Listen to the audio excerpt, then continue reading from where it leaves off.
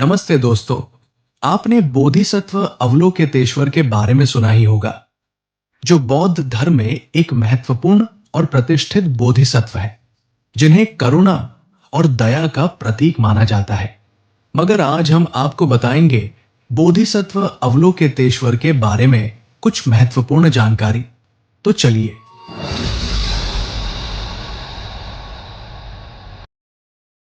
अवलोकितेश्वर बोधिसत्व की प्रमुख विशेषताएं आइए हम देखते हैं। एक, करुणा का प्रतीक। अवलोकितेश्वर सभी प्राणियों के दुखों को दूर करने के लिए प्रतिबद्ध है। इन्हें अनंत करुणा और सहानुभूति का प्रतीक माना जाता है। दो, रूप और प्रतिनिधित्व। अवलोकितेश्वर को विभिन्न रूपों में दर्शाया जाता है।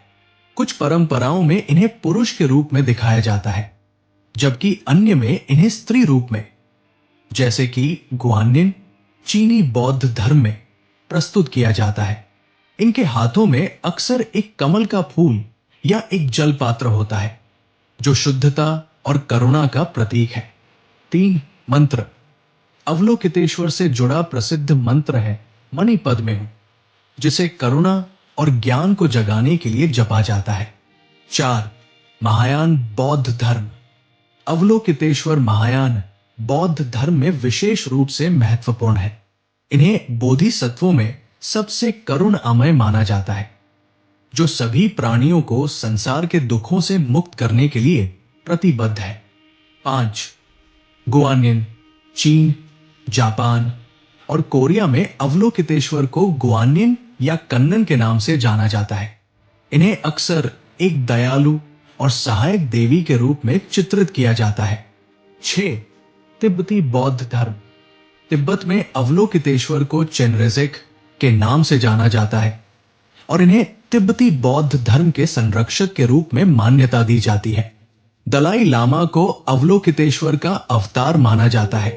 अवलोकितेश्वर की पूजा और आराधना करने वाले लोग उनसे करुणा, सहानुभूति और आध्यात्मिक मार्गदर्शन की प्रार्थना करते हैं।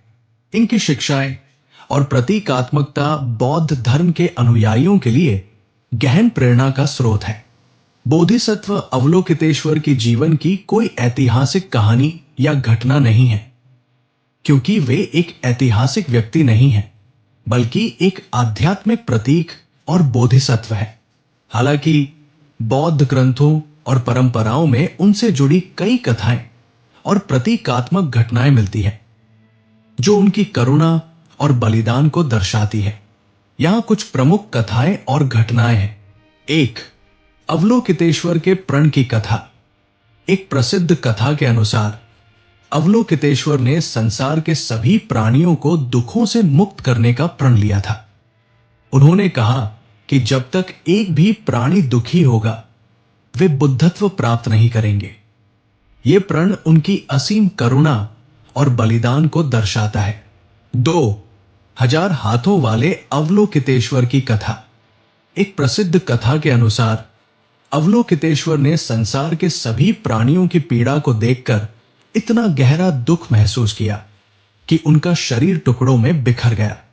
तब बुद्ध अमिताभ ने उन्हें पुनर्जीवित किया और उन्हें 1000 हाथ और 1000 आंखें प्रदान की, ताकि वे सभी प्राणियों की पीड़ा को देख सके और उनकी मदद कर सके। यह रूप सहस्त्रभुज अवलोकितेश्वर के नाम से जाना जाता है। 3, गुआन्यिन और मछुआरे की कथा। चीनी परंपरा में गुआन्यिन अवलोकितेश्वर का स्त्री रूप से जुड़ी एक कथा है। एक बार एक मछुआरे की नाव समुद्र में डूबने लगी। उसने गुआन्यिन से प्रार्थना की और गुआन्यिन ने उसे बचाने के लिए एक विशाल मछली का रूप धारण किया। इस घटना के बाद मछुआरे ने गुआन्यिन की करुणा और शक्ति को पहचाना। 4, अवलोकितेश्वर और शेरनी की कथा। एक अन्य कथा के अनुसार अवलोकितेश्वर ने एक शेरनी को अपने बच्चे को खोने के दुख में देखा। उन्होंने शेरनी को सांत्वना दी और उसके बच्चे को जीवित कर दिया। यह कथा उनकी करुणा और सभी प्राणियों के प्रति समान दृष्टिकोण को दर्शाती है। 5, तिब्बती परंपरा में अवलोकितेश्वर, तिब्बती बौद्ध धर्म में अवलोकितेश्वर चेनरिजिक को तिब्बत के संरक्षक के रूप में माना जाता है।